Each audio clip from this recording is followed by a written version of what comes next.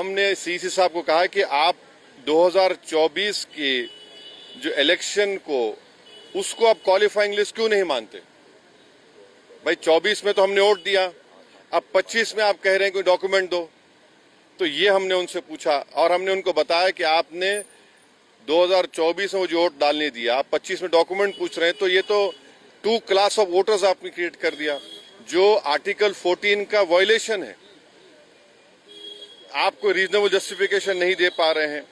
और एक बात हमने उनके सामने कही कि ये जो भी एक्सरसाइज उन्होंने किया है इसका कोई लॉ से नहीं निकल रहा है, it is purely N administrative law के तहत किया, तो इसका भी मैलाफाइडे उसमें होता है। और आखिर में हमने उनको बताया कि सुप्रीम कोर्ट का एक जजमेंट है जिसमें हमारे पहले रिप्रेजेंटेशन में हमने जिक्र किया था, जो 2005 का सुप्रीम कोर्ट का जजमेंट है, जिसमें सुप्रीम कोर्ट ने साफ तौर पर कहा लाल बहा हुसैन में कि the misuse of powers by ERO to disenfranchise electors, possibility of time effective judgment of ERO जो यहाँ पर हो सकता है, and consequence of having one name included in the previous electoral roll.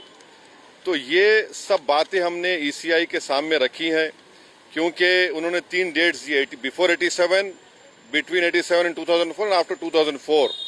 तो ये हमने कहा कि इससे अगर कोई इलीगल माइग्रेंट्स है मान लीजिए, तो 2024 में उनको वोट डालने का इख्तियार क्यों दिया आपने?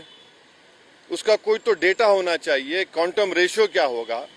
तो ये सब बातें हमने ईसीआई के सामने रखी। हमने उनसे भी ये रिक्वेस्ट किया कि खास तौर से जो बिहार का फ्लड इफेक्टेड एरिया है वहाँ के एडमिनिस्ट्रेशन को ऑर्डर दें कि जो लोग अपने डॉक्यूमेंट्स के लिए अप्लाई कर रहे हैं उनको फौरन दें।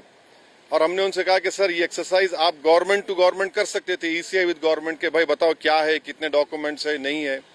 मगर मेजर रीजन ये है, मेजर हमको जो लगता है कि जो बिहार के नौजवान बाहर हैं, चाहे मुंबई में हो, दिल्ली में हो, हरियाणा में हो, पंजाब में हो, हैदराबाद में हो, उनके लिए बड़ी दिक्कत पेश आएगी। और अगर नाम उनका नहीं आएगा तो फिर उनको वोट डालने का इख्तियार नहीं मिलेगा। और फिर ये जो एक्सरसाइज को इलेक्शन कमीशन खुद अपने उसमें नोटिफिकेशन में कह रहा है कि ईआरओ और ईआरओ सिटीजनशिप एक्ट 1955 में कॉम्पिटेंट अथॉरिटी को बोल सकता है।